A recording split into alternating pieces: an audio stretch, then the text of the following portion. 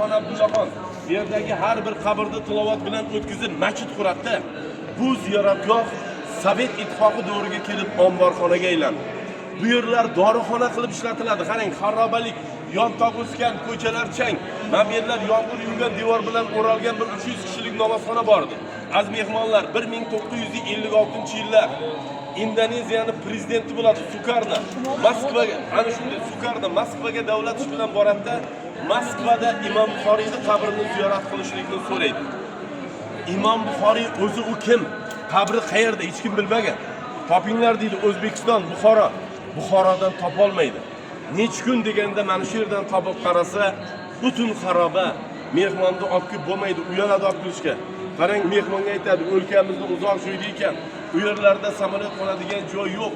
O'zimizda mana Lenin mavzoley bor deganda Sukarni ko'ziga yosh oldi. Men piyoda bo'lsa ham borishga tayyorman.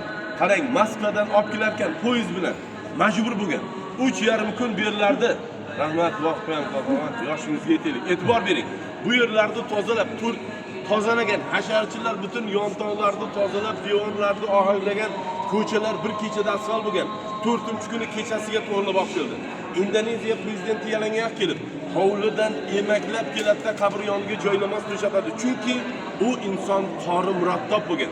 Rahbarlar o'yladi, yarim soat tilovat o'qisa chiqib ketadi. Qori tong otguncha yig'lab Qur'onni o'qiydi-da. Tong otib, xaroba joydaligini ko'rib yig'ladi musulmonlar. Shunday buyuk muhaddisning qabri abadiy shu joyda qo'lim topdimi? Agar sizga kerak bo'lmasa, beringlar, men olib ketayin. Qancha kilogramm qabr tuproq bilan olsam, agar tuproq tonna bo'lsa, vatanim hisobidan men sizlarga tonna pul beraman deganda O'rta Osiyo muftiysi bo'lgan. O'sha paytlarda Ziyodxon Boboxonov bo'ladi, Toshkentlik. O'sha inson she'rda aytadi. Men she'rda bo'lgan, o'sha qabr yonida aytadi. Agar siz olib ketadigan bo'lsangiz, biz chi deydi. O'zimizdan keyingi avlodlarimiz so'raydi-da. Biz nima deb javob qilamiz deb qabrni saqlab qoldi. Qarang, o'shandan so'ng Imom Buxoriy ziyoratgohi endi bu yer ko'zimiz bilan ko'rdik. 1998-yilga kelib, boya 300 kishilik namozxona buzildi. Men bu yerda edim. Uning orqasidan 1200 kishilik namozxona qurildi. Ular ham buzilib, mana bugun 10,000 kishilik namozxona mehmonlar. Mana bu toshlar hammasi mana oq toshlar Gretsiya, hammasi Gretsiyaniki. Az mehmonlar, lekin bular Xitoyda tayyorlangan bular. Mana shu naqshlari Xitoyda. Lekin ustalari Hindiston ustalari. Mana az mehmonlar, namozxona 15, mana shu namozxona 10,000 kishilik. Namozxonaning orqasida 22 ta mehmonxona qurildi. Bu yerda 6 ta to'rxona qurilgan. Mana bu tomonda 2 ta, bu tomonda 2 ta. Mana shu namozxonaning tagida 2 ta.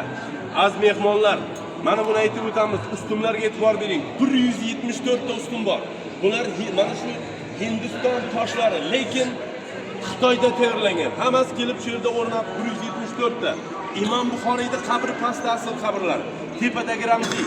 Siz ziyorat qilib turgan bu inson butun dunyo islom olami tan olgan, hadislar ilmining sultoni bo'lgan Imom Buxoriyning qabrini ziyorat qilib turibsiz. Mana az mehmonlar shunday holatki, eskidan faqatgina 5 ta chinor mana shu qabr qoldi. Bu kishini bitta hadisda keladi-da, qola Rasululloh sollallohu alayhi vasallam ad-duo muhibban, ibodatni eng shirin joyi bu duolarimiz ekan. Sizlardan iltimos, mehmonlar bir telefonlarni to'xtatib